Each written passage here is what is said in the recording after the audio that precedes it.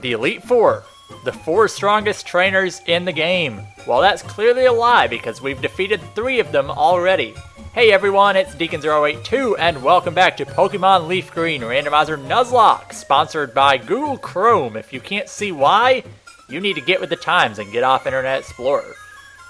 Okay, in this episode we're going to head in through the auto-walking area to fight Lance, and this is the first time I've ever been in this room. He actually has a door, instead of back in Red and Blue where he didn't have a door. You just walk right past him and you're into the champion. This is Lance. The last time we fought Lance was in Crystal version, and that fight did not go very well, even though it was the most epic Pokemon battle I have ever been a part of. Here's hoping this one goes by a little better. We lost our ground and psychic type attacker, so we don't have anything to deal with poisons. So, let's go to Darlene and see if we can hit it hard with special moves, because it is a really physically defensive Pokemon, not so much on the special side. So let's see if Surf with our Mystic Water. Critical hit. Great start to what's probably going to be a kind of anticlimactic battle. We'll go to Fluff next for Quillfish. We also can't kill it on this turn, so I'll just Thunder Wave it. Hydro Pump does quite a bit.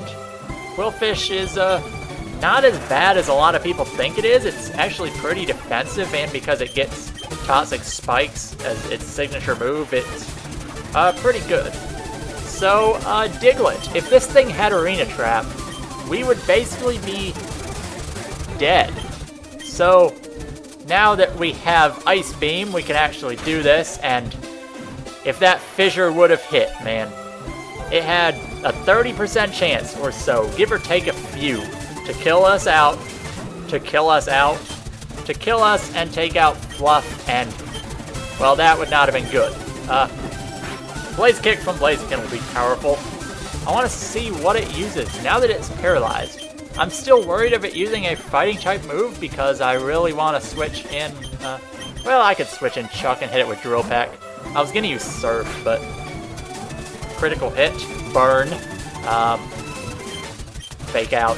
If we had Guts, that burn would be awesome, but we have thick fat, so fire moves aren't supposed to be bad for us, but that burn is not what I had in mind. I'll use a full restore. Okay, now we can use Drill Peck, and it might actually go down in one hit because Blaziken! Blaziken! Mirror move. Oh boy. That was bad. Okay, like I said, Blaziken not that great on the defensive, but it hit us back with Mirror move, so that was not what I had hoped. It has Slash and Blaze Kick, and neither have really done very much to us, but I'm still kind of worried of Slash because it could critical, and that would do a lot to us. So I will heal up Chuck right now, and he's going to use another full restore, so now I have to endure 2 hits. How much health did I have? Because that did 90. I don't know if that would have killed me or not, but this Blaziken loves getting crits, as that did quite a lot of damage. Next up is a Lantern, another Pokemon I love. So what will it try to do? I don't trust staying in for one of its attacks because it's level 60.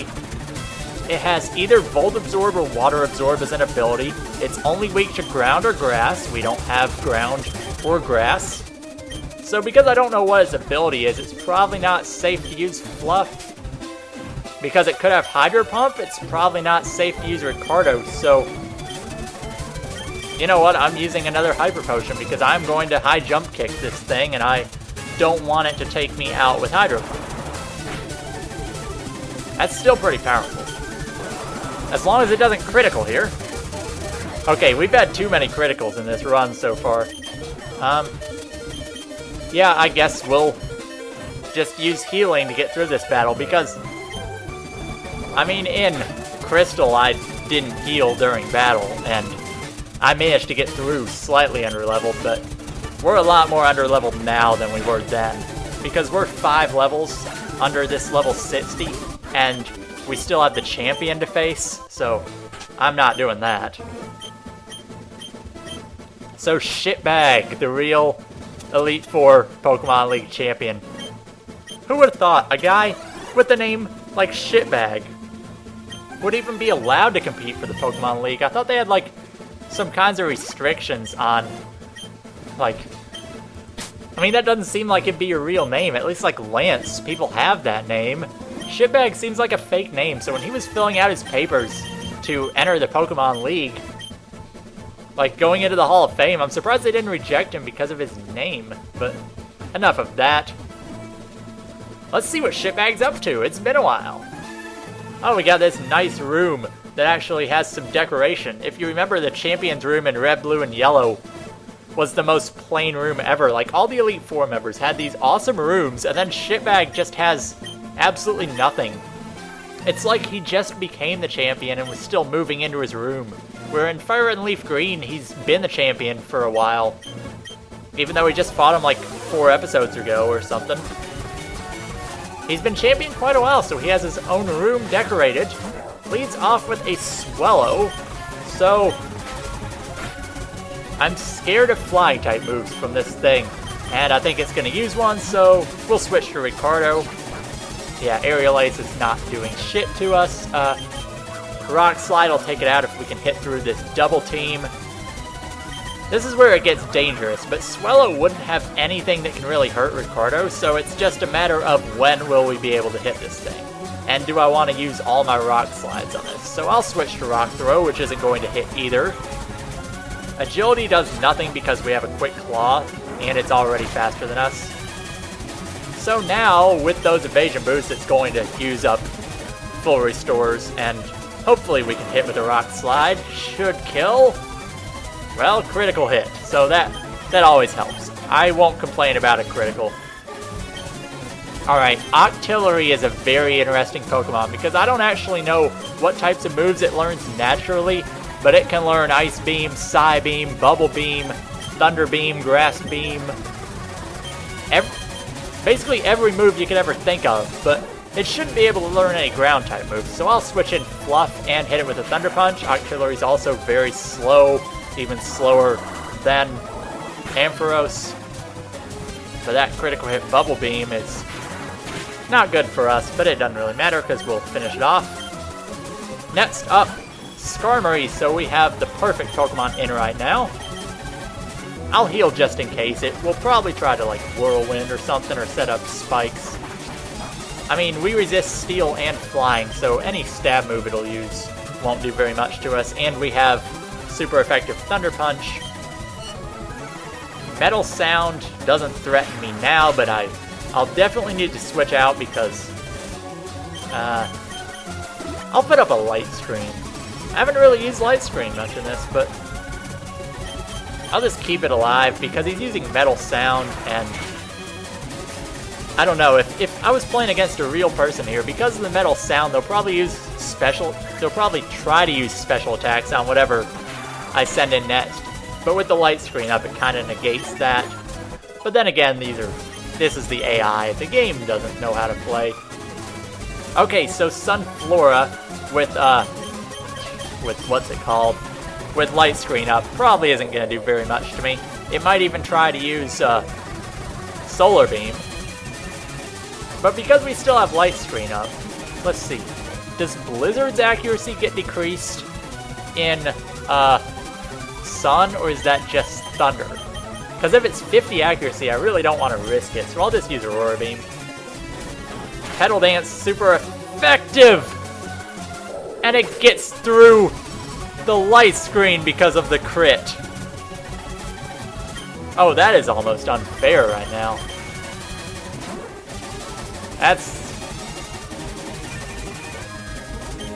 That's really bad. This is a really bad situation now because we don't have Light Screen up and it's locked into Petal Dance. Ice Beam will do a lot, but it won't kill. Okay, he's confused, so, well, 41 episodes Darlene lasted. We lost our starter. Man. There's just nothing you can do against crits. We should not have died there. We had light screen up. I know we're super effective. I know Sunflower is higher level than us, but we were at full health and had light screen up, so we shouldn't have died. It's just the 1 in 16 chance of a critical hit taking us out.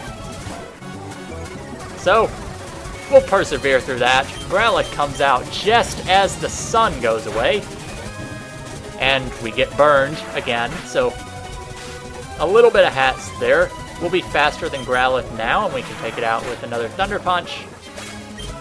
Alright, your final Pokemon is his Bayonet. And, well, Ricardo can, Chuck can actually touch him now, but we still don't have anything super effective. It may try to use Mean Look, and I'm really not scared of Mean Look at this point because, well, we have Thunder Punch, we have Thunder Wave, all kinds of stuff, so we'll start off with a Thunder Wave while we get burned again. I don't really fear burns because all my moves are special at this point. So 2 Thunder Punches might be enough. Oh, it's going to be close, and that's physical. I'll switch out. It's in Shadow Ball. Chuck can't use Fake Out, but I forgot the name of the move. Dude! What are you doing? Oh my gosh. Another critical hit. Okay, so, Ricardo, Liz, and Fluff. Ricardo is the only one left for my first sits at this point because, let's face it, you can see the hats in this battle. This is not just your ordinary battle. This is bad because he might use a full restore now. And that was the wrong move, but we get a critical, so I think I actually used Rock Throw the first time, so that wasn't very good. I'm actually kind of disappointed with that battle because you took out our 2 only remaining Pokemon from the first time we fought you. But anyway, we get to see our good old friend Professor Oak that we've neglected so much that we didn't even stop and visit him the last time we were in Pallet Town. We apparently got a Squirtle as our starter. Well, at least it's a water type. Oak, you're getting old. You don't have gray hair yet, but you're showing your age at this point, not knowing the difference between a Squirtle and a Celio. How long has he had those Pokemon? Haven't they been in, his backyard for, ever? I don't know. But now we get to see our Hall of Famers. The sits, well, I guess 3 that actually persevered. We have Chuck the Hariyama, Fluff the Ampharos, that's being on double speeds, going too fast for me. Liz the Azumarill, Ricardo the Citadwidow, Darlene the Walrein, and Captain Obvious the Claydol. 3 of which were still alive at the end of that, so it's better than in Crystal where we lost 5 on the final battle. I guess we only lost 3 here. But here we are. We're now the league champion, and I've never seen this scene. So Shitbag runs off, and Oak goes to follow him, and we're just, I guess, going to chase him down. Interesting credits here. I've never seen the credits for Fire and Leaf Green, but we're going down Route 23 here. I guess it's showing the path that we're going back to Pallet Town to meet Shitbag and Oak, I guess. Oh, now we're going back to Pewter, so maybe we're going back through the gyms and we're going to fight all the gyms again. Oh, Charizard. Not seen many Charizards. Our rival, well, he wouldn't have had one if we had Squirtle. We wouldn't have seen Charizard at all. Hey, where are the trainers up on Route 25? Are they taking the day off? Dude, Vermilion City's deserted too. Where'd they all go to? Are they, all stuck inside or something? Maybe they're going to meet us in Pallet Town to congratulate us. It's the Pallet Party, guys. We're gonna run into some Spearows, Pidgeots, I guess. And then we're gonna, defeat them all and then get rid of our strongest Pokemon again, like Ash does. We're not Ash. We're Deacon. We don't do that. We don't randomly get rid of Pokemon when we feel like we don't have to use them anymore. Oh, wait. Okay, this is a Nuzlocke, so it's like completely different story than Ash just deciding he's gonna do the right thing and give away his everything. Oh well. So this is the point where you'll probably ask me, hey Deacon, what series are you going to do next? Well, I will say, pretty much I'm gonna be doing Pokemon games for a while because there's just so many runs I want to do. I honestly don't know what game I'm going to do next. Haven't thought about it because I'm still going to be doing the post game of Fire and Leaf Green, at least just for my own sake because I haven't experienced it. So we're going to see what there is to do. Hopefully we don't have to do anything before we leave our house. Gosh, where are we going to go? Because I want to go somewhere and then I want to store these Pokemon. Let's see, where could I go that wouldn't set off any events? I think up here on Route 4 by Mount Moon, nothing's gonna happen if we make these deposits. It's been a great run, and this is a special series of deposits because we have a lot of Pokemon that were really useful to us that I'm gonna give a formal goodbye to. First of all, well, I should really say first of all before I deposit them, Captain Obvious the Claydol. While you weren't the most useful Pokemon, and you didn't get any screen time, I had fun training you up. I had fun using a Claydol for about the 30 minutes I actually used it. You didn't let me down.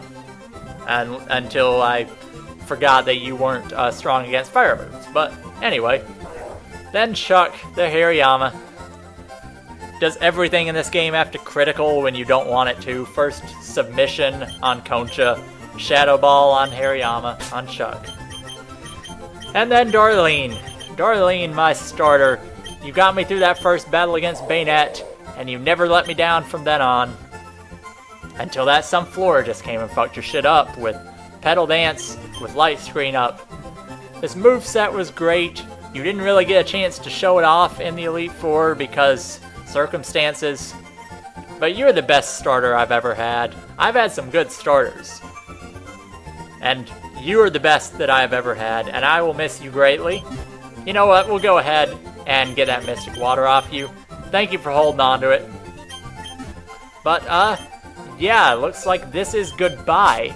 I want to thank Ricardo for being so awesome in that last fight. I want to thank Liz for sitting around and warming up the bench. And I want to thank Fluff the Ampharos for just being awesome on everything. You got me through that battle, guys. And we are now champions, and we can actually check out the Hall of Fame now. Well, yeah, we can take another look at this, but the other thing I wanted to look at before we finish this episode is the Pokédex. The National Pokédex, I have seen 369 Pokemon, so there are 17 left to go. Now, because it's a randomizer, we haven't seen Kakuna, and there is no guarantee that Kakuna even exists anywhere on the routes in this game. But I'm interested to see if in the post-game stuff I can get a full 386 scene Pokédex. We'll see. Find out if I can do it next time on Pokemon LeafGreen Randomizer Nuzlocke, where we'll be taking on whatever post-game exists in this game, Pokemon Leaf Green. See you guys next time. Hope you enjoyed the Elite Four battles. And I'll be seeing you in, I guess, the Sevii Islands post-game, whatever else there is. Have a good one, guys.